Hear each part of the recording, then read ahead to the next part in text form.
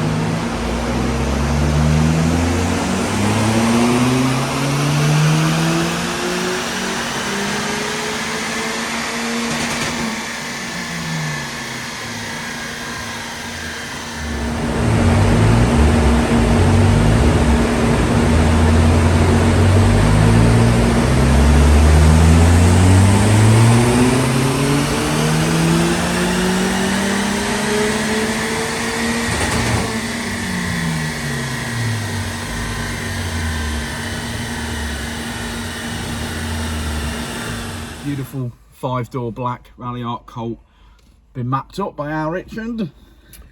Yeah, started off with a 3-port solenoid this morning, fitted that. Becoming quite a popular little mod that now for the Colts.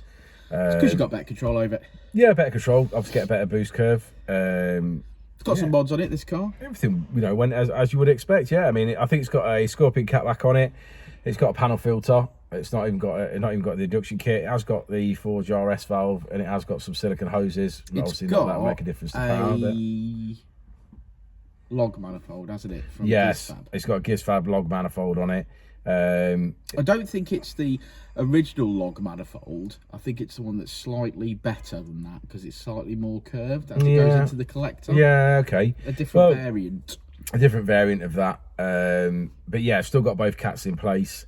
Still on the standard airbox, so there is areas for room for improvement. We are tabletopping towards the top and then flattening off, whereas normally with an induction kit, and that it'll hold to the end, whereas obviously it reaches peak and it's just tailing off at the top end. But that's obviously again because we've got coffee man. It is a coffee man. Got both cats still in, and obviously the standard airbox. So that's probably seeing a little bit of restriction there at the top end. It's done well, hasn't it? It's done 208 brake horsepower. Yeah, but again, that's because you've got the 3-port solenoid, so you can push on a little bit harder at the top to recuperate some of that restriction, which we've done. But it's a great car. We don't see many 5-doors. We certainly don't see a lot of them in black, do we? No, not generally. Mostly white. So a lot of white ones, and generally you see the odd red one, don't you? But yeah, you don't see many of the black. Yeah, nice car this. This is on TDDFC coilovers. Nice. Very nice. I've got that. You have? I've got a Colt, you know. Yeah, you've got a Colt. You don't mention it to anyone. Yeah, well, I might. Yeah. Maybe you'll drive one of his other cars this year when we get them all fixed. And I think we need to do a series of videos on my Colt. I really do. So hopefully if you guys want to see that, the K20 Turbo Colt will be out this summer and we'll be doing make some content. Yeah, definitely. Even if I'm just doing a burnout in the car park, I'll be all right with that. No burnouts, mate. You broke the gearbox last time you did a burnout. I did. Or tried to do a burnout. I had a Banzai magazine feature, didn't I? And I met him at Santa Pod. He's like, does it do a burnout? Of course it does. And I specifically said before he left, the dog bone mount is like version 1. I need to make a revision on it, so don't do any dumps of the clutches or don't do anything like that because I've not finished with it yet, but it'll be good enough to get you there and back. If you just drive steady and get there and back, it'll be fine. Oh, dickhead here. Yeah. Straight on it. Oh, I'll do a burnout. Bang. Oh yeah, something went with a massive crunch there. Gets it on the ramp, looks underneath.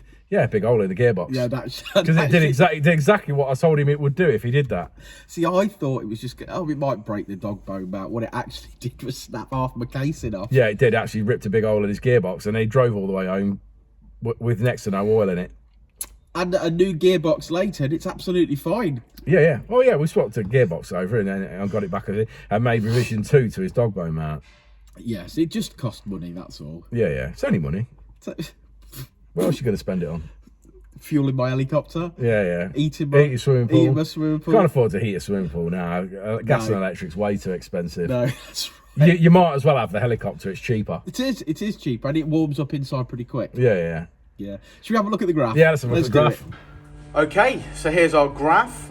This is how we finish after fitting the 3-port and 208 brake horsepower, 218 torque. That's 185 at the wheels. Yes, code word Ralliart. So if you bothered to get to this point in the video, thank you very much for your support. We appreciate it. We'll see you on the next video, which will probably be an FN2, but we'll see what's in the diary. So thanks again for stopping by. And if you've got any questions or you've got a Mitsubishi Colt, feel free to drop us a message for any help you need.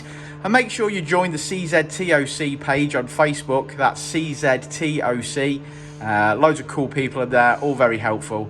We'll see you on the next one. Code word Ralliart.